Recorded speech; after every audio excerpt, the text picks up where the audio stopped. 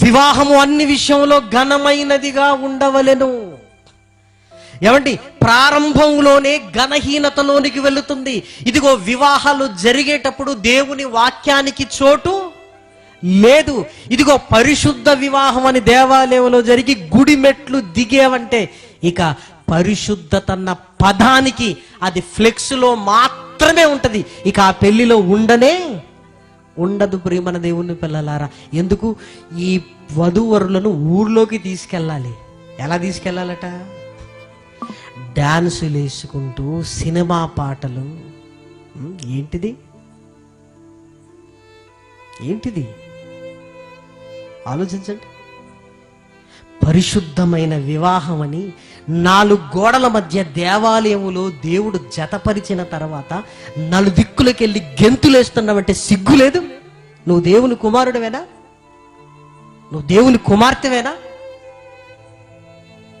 చాలా మంది అవనస్తులు ఉన్నారండి బెంగళూరు ఐటీలో. ఈ మాటలు విన్న తర్వాత ఇదిగో మా పెళ్ళికి కట్నాలు కాదు కదా, మా పెళ్ళికి డీజేలు డ్యాన్సులు పెట్టమన్నారు. అది పురుష లక్షణం అంటే. డ్యాన్సులు ఎవరిని గనపరుస్తున్నావయ్యా నువ్వు? ఎవరిని గనపరుస్తున్నావు? మళ్ళీ ఏమి తెలియనట్టు గోడ మీద బల్లిలాగా ఆదివారం వచ్చి ప్రార్థన చేయండి పాస్టర్ గారు అంటుంటారు. అసలు నీకు ప్రార్థన చేసుకునే హక్కుందా? బయట 4 దిక్కుల మధ్య దేవుని అవమానపరిచి మళ్ళీ ఏమి తెలియనట్లు నాకేం తెలియదండి అని ఇదిగో వీళ్ళని ఆశీర్వదించు ప్రభువా. ఇప్పుడు ఎక్కడ ప్రార్థన చేయాలి? ఏంటి ప్రేమన వారలారా, ఘనహీనమైపోతుంది ప్రేమన వారలారా. ఘనహీనం. పెళ్లి బాగా జరిగిందని ఎప్పుడు అంటారండి? అయ్యగారు వాక్యం బాగా చెప్తేనా? కాదు, భోజనాలు బ్రహ్మాండంగా ఉంటాయి, తినుచు రాజు. మొన్న తమిళనాడులో పెళ్ళయిందట.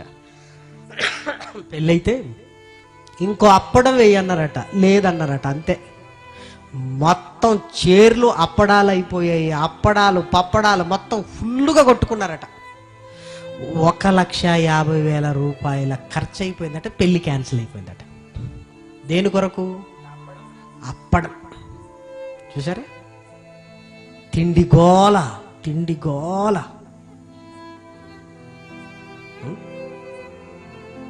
ఎన్నడూ తిననట్టు, ఇంటి దగ్గర అసలు భోజనమే ఎరగనట్టు ఆ పెళ్ళిలో కొట్టుకోవడాలు, ఆ ప్లేట్లు, ఆ హంగామా చూస్తుంటే ఏమిటి జంతువులను తీసుకొచ్చినా క్రమంగా తింటాయేమోనండి.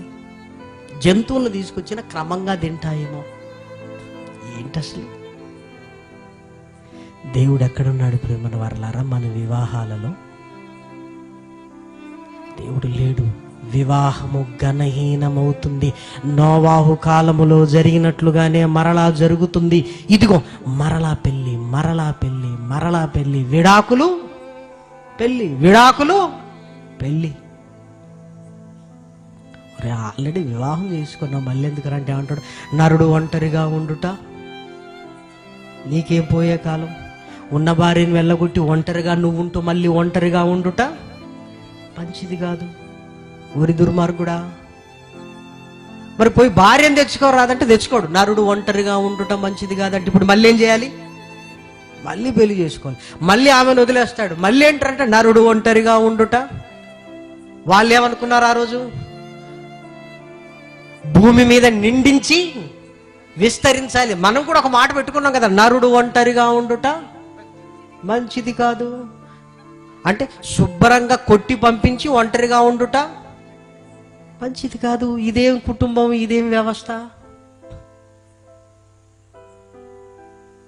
సిగ్గుపడాలి కదా. దేవుని పిల్లలమని చెప్పుకుంటున్న మనం సిగ్గుపడాల్సిన రోజులు ప్రియమైన దేవుని పిల్లలారా. సరే, ఈ వివాహాలు అనేకమైన వివాహాలను అంతటితో ఆగాడా? లేదు. ఈరోజు జరుగుతున్నది ఏంటో తెలుసా ప్రియమైన వారలారా?